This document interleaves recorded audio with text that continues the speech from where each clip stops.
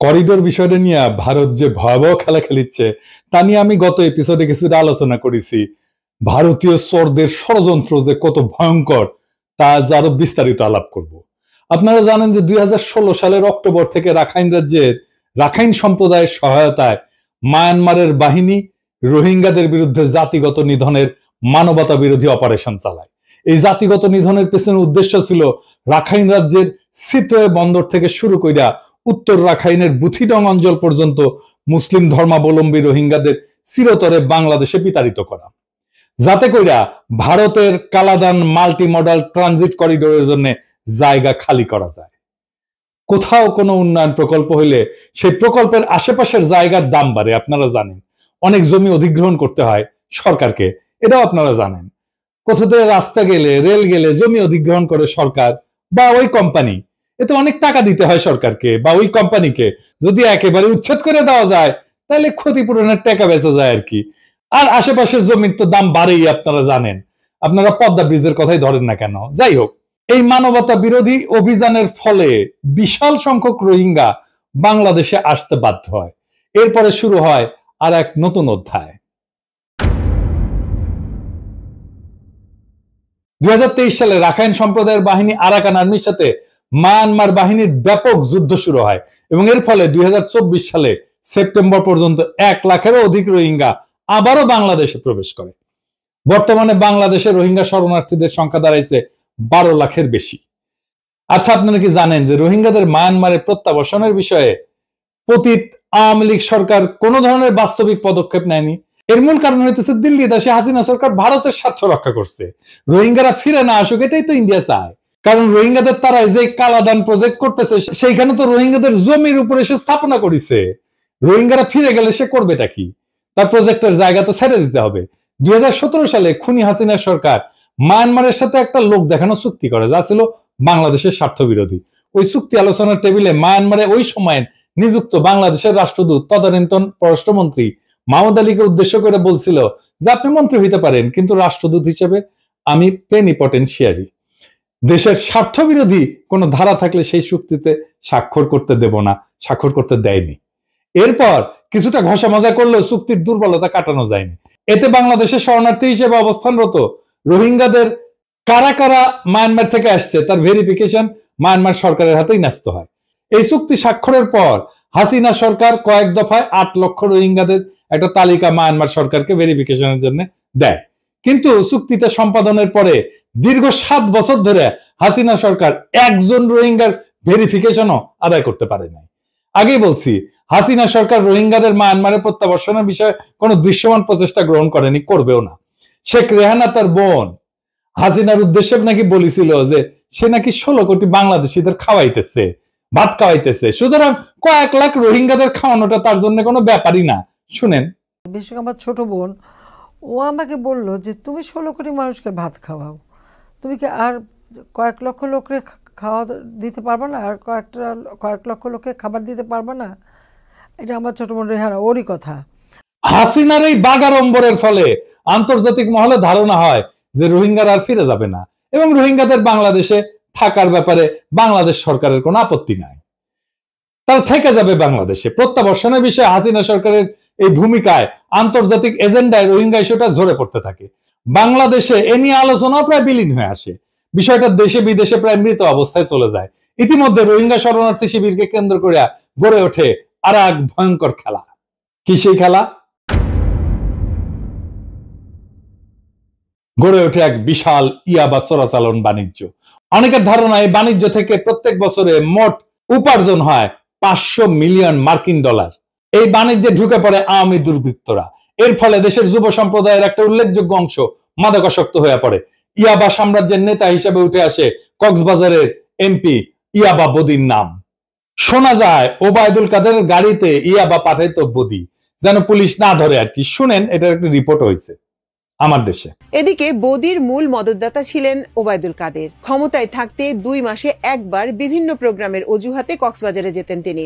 অনির্ধারিত সফরে তিনি চলে যেতেন টেকনাফেও, উঠতেন বদির ডেরায়। কক্সবাজার সফরের সময় সড়ক পথকেই বেছে নিতেন তিনি। যে কটি গাড়ি নিয়ে তিনি কক্সবাজারে যেতেন ফেরার সময় তার বহরে আরো 4-5টি গাড়ি বেশি যুক্ত হতো। এসব গাড়িতে বদির ইয়াবার চালান নিরাপদে ঢাকায় নেওয়া হতো। ওবায়দুল কাদের প্রায় কিন্তু যাইতো ওইদিকে গাড়ি নিয়ে, ইয়াবা বাণিজ্যের টাকা ভাগ শেখ হাসিনার হাত পর্যন্ত পৌঁছাইতো। একদিন ভোরে উঠে আমরা হঠাৎ করে আবিষ্কার করি ইয়াবা সাম্রাজ্যের পুলিশের প্রদীপ আর লিয়াকতের হাতে খুন হয় মেজর সিনহা। সুতরাং বুঝতেই পারতেছেন, হাসিনা ক্ষমতায় থাকলে রোহিঙ্গারা মায়ানমারে তাদের বাপদাতার ভিটায় আর কোনোদিন ফিরে যেতে পারত না। প্রফেসর ইউনূসের অন্তর্বর্তীকালীন সরকার প্রতিষ্ঠিত হওয়ার পর গত 9 মাসে রোহিঙ্গা সংক্রান্ত কার্যক্রমে মৌলিক পরিবর্তন হয়েছে। আপনারাও সেটা লক্ষ্য করছেন। কি সেটা? 3টা গুরুত্বপূর্ণ পরিবর্তন হয়েছে। প্রথমত, দায়িত্ব গ্রহণের পরপরই গত সেপ্টেম্বরে জাতিসংঘ সাধারণ অধিবেশনে রোহিঙ্গা প্রসঙ্গটি তুলে আনেন প্রফেসর ইউনূস এবং বিশ্ব সম্প্রদায়কে রোহিঙ্গা বিষয়ে একটা আন্তর্জাতিক সম্মেলন আয়োজন করার আহ্বান জানান। জাতিসংঘ এতে তাৎক্ষণিকভাবে সাড়া দেন। জাতিসংঘের সকল সদস্য সর্বসম্মতিক্রমে এ বিষয়ে একটা উচ্চ পর্যায়ের আন্তর্জাতিক সম্মেলন আয়োজনের সিদ্ধান্ত নেয়। একটা জাতিগোষ্ঠীর বিষয়ে পূর্ণাঙ্গ জাতিসংঘ সম্মেলনের সিদ্ধান্ত অত্যন্ত বিরল একটা ঘটনা। প্রফেসর ইউনূসের এই একটা পদক্ষেপের কারণে গণখুনি হাসিনার হাতে চরমভাবে অবহেলিত রোহিঙ্গা ইস্যুটা এভাবেই আন্তর্জাতিক এজেন্ডার একেবারে শীর্ষ একটা স্থানে উঠে আসে। দ্বিতীয়ত যে বিষয়টা হলো, একই সাথে অন্তর্বর্তীকালীন সরকার রোহিঙ্গা সমস্যার প্রকৃত সমাধান যে রোহিঙ্গাদের মায়ানমারে প্রত্যাবর্ষণ বা রিপাট্রিয়েশন সে সম্পর্কে আন্তর্জাতিক ঐক্যমত গঠনেও সক্ষম হয়। এর একটা বড় নিদর্শন ছিল গত মার্চে জাতিসংঘ মহাসচিবের পরিষ্কার উচ্চারণ যে প্রত্যাবর্ষণই রোহিঙ্গা সমস্যার একমাত্র সমাধান। তৃতীয় যে বিষয়টা হলো, প্রত্যাবর্ষণ যাতে বাস্তবায়িত হয় তার প্রাথমিক পদক্ষেপটাও অন্তর্বর্তীকালীন সরকার গ্রহণ করতে সক্ষম হয়েছে। গত এপ্রিল মাসে ব্যাংককে বিমস্টেক সম্মেলনের সাইডলাইনে মায়ানমার সরকার সর্বপ্রথম 1,80,000 রোহিঙ্গাদের প্রত্যাবর্ষণের যোগ্য বলে ক্লিয়ারেন্স দিছে। মায়ানমারের পররাষ্ট্রমন্ত্রী এবং বাংলাদেশের রোহিঙ্গা বিষয়ক হাই রিপ্রেজেন্টেটিভ যৌথভাবে ক্লিয়ারেন্সের সিদ্ধান্তটি জানান। একই সাথে বাকি রোহিঙ্গাদের ক্লিয়ারেন্স প্রক্রিয়াটা ত্বরান্বিত করার প্রতিশ্রুতি দিল মায়ানমার। এটা ছিল একটা অসাধারণ অর্জন। এর আগে পর্যন্ত প্রত্যাবর্ষণ ছিল একটা থিওরিটিক্যাল ব্যাপার, কাগজে কলমে। এই প্রথম একটা বাস্তব সংখ্যা আদায় করতে পারলো বাংলাদেশ, যাদেরকে মায়ানমার নিতে রাজি হইল। কেউ কেউ প্রশ্ন তুলছে, মায়ানমারের এই 1,80,000 রোহিঙ্গার ক্লিয়ারেন্স দিলেও তারা কি ফেরত যেতে পারবে? পারবে না, কারণ রাখাইন রাজ্যের 90% এখন আরাকান আর্মির অধীনে, এখন সেখানে যুদ্ধ চলতেছে। কিন্তু বিষয়টা কি একটু বুঝে দেখি। কথা সত্য, তারা এখন ফিরে যেতে পারবে না। আরাকান আর্মি রোহিঙ্গা অধ্যুষিত অঞ্চলগুলো তাদের নিয়ন্ত্রণে রাখলেও এটা আমাদের মনে রাখতে হবে যে একটা সাকসেসর অ্যাডমিনিস্ট্রেশন হিসেবে বাংলাদেশ মায়ানমারের মধ্যেকার 2017 সালের চুক্তি মানতেও তারা বাধ্য। আন্তর্জাতিক আইন তাই বলে। আরাকান আর্মিও সেটা জানে। জাতিসংঘের মহাসচিব আরাকান আর্মিকে পরিষ্কার জানাই দিচ্ছেন যে তাকে আন্তর্জাতিক আইন মেনে চলতে হবে। এ কারণে আরাকান আর্মিও বলেনি বা বলতে পারেনি যে এই 1,80,000 রোহিঙ্গা তারা ফেরত নেবে না, কারণ সেটা হবে আন্তর্জাতিক আইনের খেলাফ। যে কোনো নতুন রাষ্ট্র যখন তৈরি হয়, বিদ্রোহীরা তারা জাতিসংঘের এই বিষয়টাকে মনে রাখে, কারণ জাতিসংঘে তাকে ঢুকতে হবে এক সময়। সুতরাং আজকে হোক কালকে হোক রোহিঙ্গারা মায়ানমারে ফেরত যাবেনি। রোহিঙ্গাদের মায়ানমারে প্রত্যাবর্ষণের দরজাটা এমন ভাবে খুলে যাবে, সেটা কালাদান মাল্টি মডাল ট্রানজিট প্রকল্পের নির্মাণকারী ভারত আগে থেকে ধারণা করতে পারেনি। ওদের মাথায় বাজ ভেঙে পড়লো। কালাদান প্রজেক্টের নিরাপত্তা বিধান করার জন্য এর আশেপাশে মুসলিমদের বসতি যাতে না থাকতে পারে সেই লক্ষ্যেই জাতিগত নিধনের আয়োজন করে বাংলাদেশে ঢুকায় দেওয়া হয়েছিল 12 লাখ রোহিঙ্গাকে। তারা আবার ফিরে আসবে সেটা ভারতের পক্ষে কিছুতেই মেনে নেওয়া সম্ভব না। সুতরাং রোহিঙ্গা প্রত্যাবর্ষণের প্রক্রিয়াটা ভেস্তে দেওয়ার জন্য অপপ্রচারের উদ্দেশ্যে মাঠে নামালো সে তার এক লেসপেন্সারকে। কে সে? চন্দন নন্দী এবং তার সাঙ্গপাঙ্গরা। আমি আগের এপিসোডে বলছি যে এই চন্দন নন্দী বাংলাদেশে ভারতীয় রয়ের সাবেক কর্মকর্তার পুত্র। নর্থ ইস্ট নিউজ নামে এক প্রোপাগান্ডা পোর্টাল থেকে চন্দন নন্দী এই ডিসইনফরমেশন ক্যাম্পেইন শুরু করে। 15 এপ্রিল সে তার প্রথম প্রোপাগান্ডা পিস প্রকাশ করে, যেখানে সে বলে বাংলাদেশ নাকি মায়ানমারে আমেরিকার পক্ষে প্রক্সি যুদ্ধ করার জন্য রাখাইনে মানবিক সাহায্যের নামে একটা সামরিক করিডোর তৈরি করছে।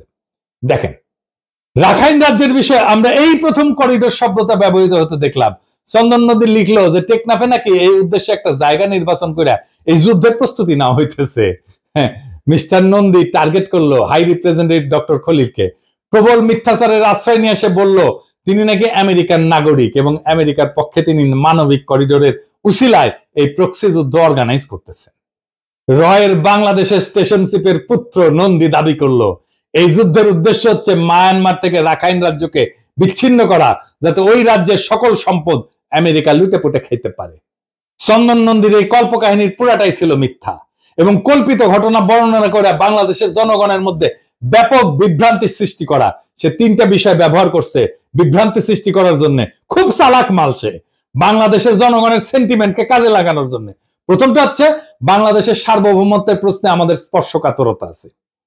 সার্বভৌমত্বের প্রশ্নে আমরা এক কাট্টা হইয়া যাই, আমরা এটা কোনোদিন মাইনা নিই না সার্বভৌমত্ব যদি লঙ্ঘিত হয়। জুলাই বিপ্লবের একটা প্রধান উদ্দেশ্যই ছিল ভারতের কাছে প্রায় হারায় যাওয়া আমাদের সার্বভৌমত্ব পুনরুদ্ধার করা। দ্বিতীয়টা হচ্ছে বিভিন্ন মুসলিম দেশে আমেরিকার যুদ্ধের বিরুদ্ধে বাংলাদেশের জনগণের তীব্র নেতিবাচক মনোভাব। রাখাইনে করিডোর দিয়া বাংলাদেশের সার্বভৌমত্ব নষ্ট করা হচ্ছে এবং বাংলাদেশকে জড়ানো হচ্ছে আমেরিকার একটা প্রক্সি যুদ্ধে। চন্দন নন্দীর এই ন্যারেটিভ বাংলাদেশের অনেকেই খেয়ে ফেললো। খুব চালাক মাল। বিএনপি খাইছে, বামেরা তো খাওয়ার জন্য রেডি, আওয়ামী লীগ তো খেয়ে বসে আছে, আর্মি চিফও খাইছে। আর্মি চিফের অভিনন্দন, সে ইন্ডিয়ার চ্যানেলে পালকি শর্মার কাছ থেকে প্রো ইন্ডিয়ান সার্টিফিকেট পেয়েছে, শুনেন। But the army chief is against it. He is seen as a pro-India officer. এইবার বুঝেছেন তো সব রসুনের কেন এক জায়গায়। চন্দন নন্দী, বিএনপি, ওয়াকার, বাম, আওয়ামী লীগ এই সবগুলা ইন্ডিয়ান হারবাল খাওয়া মাল। ইন্ডিয়া ওই পার থেকে হুক্কা হুয়া করে সিক্কুর পারে আর একসাথে এগুলা ক্যা হুয়া ক্যা হুয়া ক্যা হুয়া করে, শুনেন ইনকা কইরা।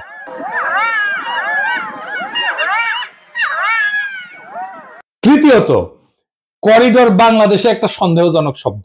এর কারণ বারে বারে বাংলাদেশের মধ্যে দিয়ে করিডোর প্রতিষ্ঠার মাধ্যমে ভারতের বিভিন্ন ট্রানজিট সুবিধা নিতে চাইছে। এই বিষয়টা চন্দন নন্দী খুব ভালো করে জানে এবং ব্যবহারও করছে।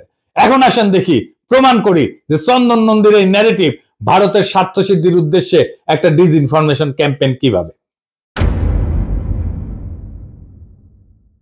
আপনি নিজেই নিজেকে জিজ্ঞেস করেন যে যদি প্রক্সি যুদ্ধ যদি হয় সত্যি সত্যি, তাহলে এতে ক্ষতিগ্রস্ত হবে কারা?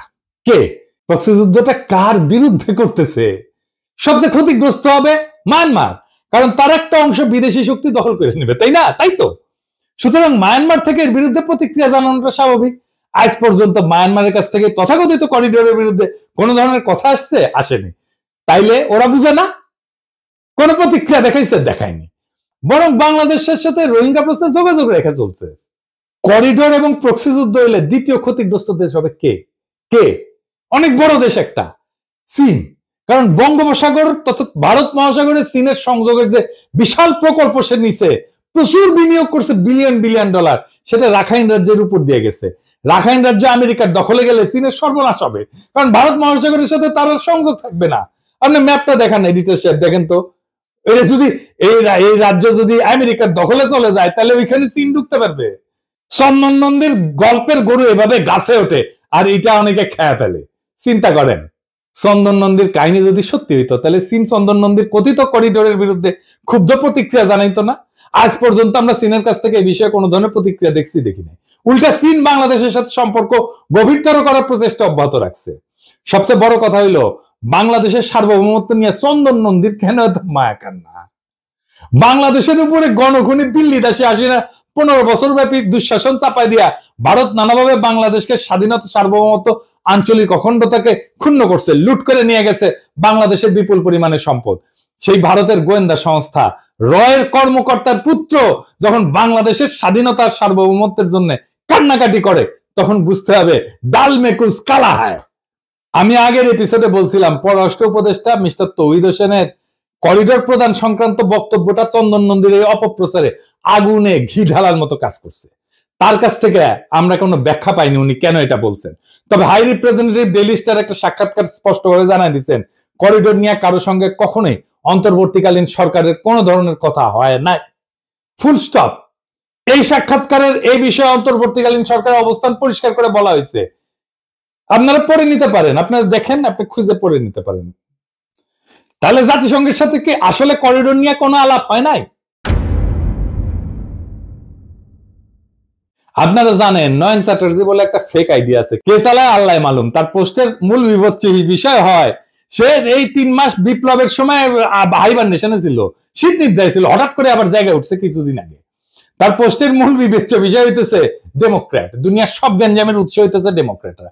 করোনা হয়েছে ডেমোক্র্যাট, কারো জ্বর হয়েছে ডেমোক্র্যাট, বারেক মোল্লার পেটে বিষ হয়েছে সেটাও ডেমোক্র্যাট, বারেক মোল্লার মাইয়া আসার খাইছে সেটাও ডেমোক্র্যাট। করোনা ভ্যাকসিন দেওয়ার বিরুদ্ধে ক্যাম্পেইন চালাইছিল ওই। বাংলাদেশে একটা সিগনিফিকেন্ট অংশ করোনা ভ্যাকসিন দেয় নাই তার প্ররোচনায়। আজকে বুঝলাম ওই বিএনপি স্ট্যাটাসটা মারিছে দেখেন। ওয়াকারের প্রশংসা করতে করতে ক্যাচ হয়ে পড়ে গেছে। ওয়াকার যে হাসিনার বোন জামাই, ওইটা নয়ন চ্যাটার্জির মনে থাকে না। এটা কারোই মনে থাকে না যে ওয়াকার বিপ্লবের সময় গুলি করছিল তার বাহিনীকে দিয়া। সে দেখাইতেছে খলিলুর রহমান 7 ফেব্রুয়ারিতে কইছে মানবিক করিডোরের কথা। উনি নাকি প্রচুর স্টাডি করে গবেষণা করে পোস্ট লেখে, উনি নিজেই কইছে। হয়তো কোন পত্রিকা থেকে দেখাইছে? দিল্লি স্টার। আচ্ছা পাঠক দেখেন তো ভালো করে, মানবিক করিডোরের কথা বলা হয়েছে না হিউম্যানিটেরিয়ান চ্যানেলের কথা বলা হয়েছে? হিউম্যানিটেরিয়ান চ্যানেলের বাংলা করছে মানবিক করিডোর। এই দুটো এক জিনিস? এই দুটো কি এক জিনিস? এক না তো, দুইটা কমপ্লিটলি আলাদা জিনিস। এই শয়তানিটা দিল্লি স্টার করছে ইচ্ছা কইরা। আপনি পাশাপাশি ওই আরেকটা নিউজ আরেকটা পত্রিকায় দেখেন, দেখবেন হিউম্যানিটেরিয়ান চ্যানেল বলছে, দেখছেন বিডি নিউজে? এইটাই পিক করছে গতকাল ওয়াকার সাহেব। সবগুলো বরাবর, নয়ন চ্যাটার্জি, চন্দন নন্দী, হাসিনা, আওয়ামী লীগ, বিএনপি, বাম, সবগুলা বরাবর, বুঝছাও? আচ্ছা আসেন বুঝে দেখি হিউম্যানিটেরিয়ান চ্যানেল আর মানবিক করিডোর কি জিনিস, কেন তারা আলাদা। হিউম্যানিটেরিয়ান করিডোর যেটা, এটা একটা সুনির্দিষ্ট ভৌগোলিক পথ বা এলাকা যা সংঘাতপূর্ণ অঞ্চলে মানবিক সহায়তা পৌঁছানোর জন্য বা বেসামরিক লোকদের সরায় নেওয়ার জন্য সাময়িকভাবে নিরাপদ রাখা হয়। এটার মূল বৈশিষ্ট্য হচ্ছে সাধারণত যুদ্ধরত পক্ষগুলোর মধ্যে একটা সাময়িক চুক্তির মাধ্যমে স্থাপন করা হয়। তার মানে বাংলাদেশ তো যুদ্ধরত পক্ষ না, বাংলাদেশের প্রশ্নই আসে না এখানে। এই করিডোরের মাধ্যমে খাদ্য, ওষুধ, চিকিৎসা সরঞ্জাম ইত্যাদি সরবরাহ করা হয় এবং বেসামরিক লোকদেরকে নিরাপদে সরায় নেওয়া হয়। যেমন এটা সিরিয়ায় হয়েছে, ইউক্রেন হয়েছে, গাজায় হয়েছে, এই ধরনের করিডোর ব্যবহার করা হয়েছে। হিউম্যানিটেরিয়ান চ্যানেলটা কি? এটা একটা প্রশাসনিক বা আর্থিক প্রক্রিয়া, সিস্টেম। এটা কোনো ফিজিক্যাল জিনিস না যা আন্তর্জাতিক নিষেধাজ্ঞা বা অবরোধের মধ্যে মানবিক সহায়তা পৌঁছানোর জন্য নির্দিষ্ট আর্থিক লেনদেনের পথ তৈরি করে। এটা আর্থিক লেনদেন, এটা মানুষ না, অস্ত্র না, যন্ত্র না। মূল বৈশিষ্ট্য কি? এই চ্যানেলের মাধ্যমে খাদ্য, ওষুধ, চিকিৎসা সরঞ্জাম ইত্যাদি সরবরাহের জন্য আর্থিক লেনদেনের অনুমোদন দেওয়া হয় রে ভাই। কমপ্লিটলি ডিফারেন্ট জিনিস এটা। উদাহরণ হিসেবে কাতারে প্রতিষ্ঠিত হিউম্যানিটেরিয়ান চ্যানেল ইরানে মানবিক সহায়তা পৌঁছানোর জন্য ব্যবহৃত হয়েছে। আমি আর একটা বিষয় লক্ষ্য করছি, আসেন সেই বিষয়টায় আসি। বিষয়টা হইতেছে যে চন্দন নন্দী তার প্রত্যেকটা কল্পকাহিনীতে টার্গেট করছে রোহিঙ্গা বিষয়ক হাই রিপ্রেজেন্টেটিভ ডক্টর খলিলকে, যিনি এখন জাতীয় নিরাপত্তা উপদেষ্টা হিসেবে দায়িত্ব পালন করতেছেন। করিডোর শব্দটা ব্যবহার করছে পররাষ্ট্র উপদেষ্টা, ডক্টর খলিল করে নাই। কিন্তু চন্দন নন্দীর উচিত ছিল তাকেই ধরা, তাই না? কিন্তু তাকে নিয়ে সে কিছুই বলে না। সে ক্রমাগত অপপ্রচার এবং ঘৃণা ছড়াই গেছে ডক্টর খলিলের বিরুদ্ধে। আমি সবগুলো সংবাদ মাধ্যম ঘাইটে দেখলাম, আপনারা ঘাইটে দেখেন যে ডক্টর খলিল করিডোর দেওয়া নিয়ে কোথাও কিছু বলছে কিনা। তাহলে ডক্টর খলিলের অপরাধটা কি? দুইটা বড় অপরাধ করছেন। প্রথমত, রোহিঙ্গাদের প্রত্যাবর্ষণের দরজাটা তিনি খুলে দিয়েছেন, যা ভারতের হীন স্বার্থে বিরাট আঘাত আনছে। দ্বিতীয়ত, তিনি সুস্পষ্টভাবে বলছেন যে আমরা একটা স্বাধীন সার্বভৌম রাষ্ট্র, আমাদের জাতীয় প্রয়োজনে যার সাথে ইচ্ছা কথা বলবো, কে কি বললো তাতে আসে যায় না। আমরা একটা স্বাধীন পররাষ্ট্রনীতি বাস্তবায়ন করতেছি। এই কথা কি চন্দন নন্দীরা সহ্য করতে পারে না। সুতরাং আপনারা নিজেরাই বুঝে নেবেন ওরা কেন ক্রমাগত নিশানা করে তীর ছুটতেছে। আমি লিস্ট করে রাখছি কারা কারা চন্দন নন্দীর এই অপপ্রচারে সামিল হয়েছে।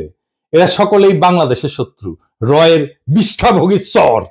কিছুদিন আগে ইন্ডিয়া থেকে সপ্তাহের পর সপ্তাহ অপপ্রচার চালানো হয়েছিল যে বাংলাদেশে সংখ্যালঘুদের উপর ব্যাপকভাবে অত্যাচার চলতেছে এবং বিপুল সংখ্যক সংখ্যালঘু এতে নিহত হয়েছে।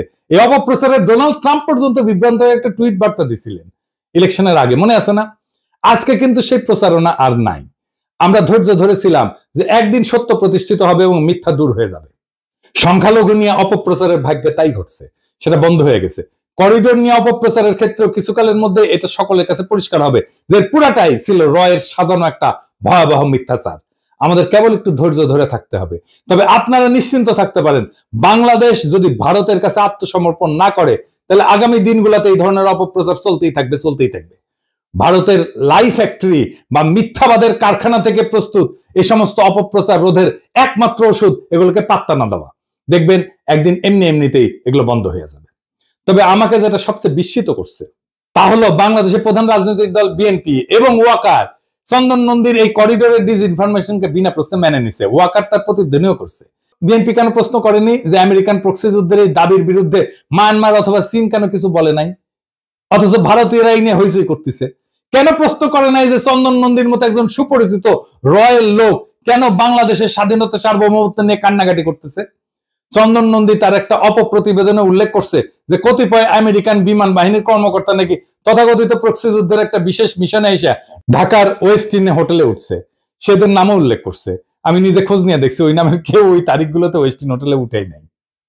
করিডোর করিডোর করে উঠতে যেতে হয়ে লাফালাফি করার আগে বিএনপির তো উচিত ছিল এই তথ্য সঠিক কিনা যাচাই করা। ওয়াকারের তো উচিত ছিল গোয়েন্দা পাঠানো। আমি হাজার হাজার মাইল দূর থেকে সহজে যে কাজটা করতে পারলাম, আর লাখ লাখ নেতা কর্মী থাকা সত্ত্বেও, গন্ডায় গন্ডায় গোয়েন্দা থাকা সত্ত্বেও বিএনপি কি ঢাকায় বসে সেই কাজটা করতে পারতো না? ওয়াকার কি ঢাকায় বসে সেই কাজটা করতে পারতো না? চন্দন নন্দীর আরো একটা ডিসইনফরমেশন প্রতিবেদনে বলছে টেকনাফে নাকি আমেরিকানরা যুদ্ধ প্রস্তুতি স্থান নির্বাচন করছে। টেকনাফে কি বিএনপির কোন নেতা কর্মী নাই নাকি সবাই মরে গেছে? তাদের মাধ্যমে কি বিএনপি অপতথ্যটা যাচাই করতে পারতো না? ওয়াকার কি যাচাই করতে পারতো না টেকনাফে আর্মি নাই? তাইলে আমাদের ধরে নিতে হবে হয় বিএনপি দেশ পরিচালনার অযোগ্য একটা অপদার্থ দল, অথবা ওয়াকার নিজেই বুঝে না কেমনে সত্য খুঁজে নিতে হয়, অথবা তারা স্বেচ্ছায় চন্দন নন্দীর অপপ্রচারে ইন্ধন যোগাচ্ছে। তারা কেন এই কাজটা করলো তার সদুত্তর বিএনপিকে দিতেই হবে। তা না হলে আমরা ধরে নিব বিএনপি ক্ষমতায় গেলে রোহিঙ্গা প্রশ্নে দিল্লি দাসী হাসিনার পথ ধরে আটবে। তারা নিজেরাও রোহিঙ্গা সমস্যার সমাধান করার চেষ্টা করবে না, অন্তর্বর্তীকালীন সরকারকেও তা করতে দেবে না। ভারতের কালাদান মাল্টি মডেল ট্রানজিট প্রকল্প যাতে নির্বিঘ্নে পরিচালিত হতে পারে সেই উদ্দেশ্যে তারা রোহিঙ্গাদের রাখাইনে ফিরে যেতে না দিয়া ভারতের হীন স্বার্থ রক্ষা করবে। এই বিএনপি কি তাহলে আমি 2.0? আমরা আরো ধরে নেব কক্সবাজারের পুরাতন বদির বদলে বিএনপি ক্ষমতা পাইলে নতুন একজন বদিকে মাদক সম্রাট হিসাবে অধিষ্ঠিত করবে। আমরা তার চেহারাটা কিছুটা হইলে আন্দাজ করতে পারি আর কি। আগামীতে হয়তো আমরা মেজর সিনহার মতো আরো অনেককে খুন হতে দেখব। এইসব প্রশ্নের গ্রহণযোগ্য জবাব জাতির কাছে বিএনপির প্রকৃত নেতা জনাব তারেক রহমানকে দিতে হবে, কারণ তিনি নিজেই তথাকথিত করিডোর কথাটি ব্যবহার করে বস্তুত চন্দন নন্দীর অপপ্রচারকেই পুনঃপ্রচার করছেন। এইবার আইটি উপদেষ্টাকে বলি, আপনারা বসে বসে এই চন্দন নন্দীর এই বালসালের এই লিঙ্ক বন্ধ করে দিতে পারেন না বাংলাদেশে? সে একটার পর একটা অপপ্রচার চালায় যাবে বাংলাদেশের বিরুদ্ধে, ওই লিঙ্ক তো বন্ধ করে দেওয়া উচিত আপনাদের। আমি বিশ্বাস করি অন্তর্বর্তীকালীন সরকার চন্দন নন্দী এবং বাংলাদেশে তার অনুগত কুলাঙ্গারদের এ সমস্ত অপপ্রচারে বিচলিত হবেন না। আপনারা রোহিঙ্গাদের প্রত্যাবর্ষণে আপনাদের প্রচেষ্টা অব্যাহত রাখেন। বিষয়টাকে ইতিমধ্যে আপনারা অনেক দূর আগায় নিছেন। 8 বছরে যা হয়নি 8 মাসে আপনারা তাই করছেন। রোহিঙ্গাদের মায়ানমারে প্রত্যাবর্ষণের এটাই আমাদের লাস্ট চান্স। এই সরকারের আমলে যদি রোহিঙ্গা প্রত্যাবর্ষণ শুরু না হয় তাহলে আমি গভীরভাবে শঙ্কিত যে আগামী সরকার তা আদৌ করবে কিনা। আমাদের সবাইকে মনে রাখতে হবে রোহিঙ্গাদের যদি আরাকানে ফিরায় নেওয়া না যায় তাহলে বাংলাদেশ রাষ্ট্রবিহীন বিভিন্ন জনগোষ্ঠীর একটা ডাম্পিং গ্রাউন্ডে পরিণত হবে। দেখতেছেন না ইন্ডিয়া পুশিং করতেছে, আগামীতে আরো দেখবেন অবৈধ বাংলাদেশি তকমা দিয়া ভারত থেকে বিপুল পরিমাণে মুসলমানকে বাংলাদেশে বিতাড়িত করা হচ্ছে। এই মুহূর্তে অবৈধ বাংলাদেশে অবৈধ করে ভারতীয় লোকজনদেরকে পুশিং করে ভারত সেই ইঙ্গিতই আমাদেরকে দিচ্ছে। এটাই হচ্ছে বাংলাদেশের বিরুদ্ধে ভারতের চূড়ান্ত লক্ষ্য। চন্দন নন্দী আর তার ভারতীয় দেশীয় অনুচরেরা এই লক্ষ্যকে আগায় নেওয়ার জন্য বাংলাদেশের বিরুদ্ধে নিরন্তর কুৎসিত অপপ্রচারে লিপ্ত হয়েছে। আমরা কোটি কোটি প্রাণ কোরবানি দেওয়া হইলেও তাদের কোনোভাবেই জিততে দেব না। ইনকিলাব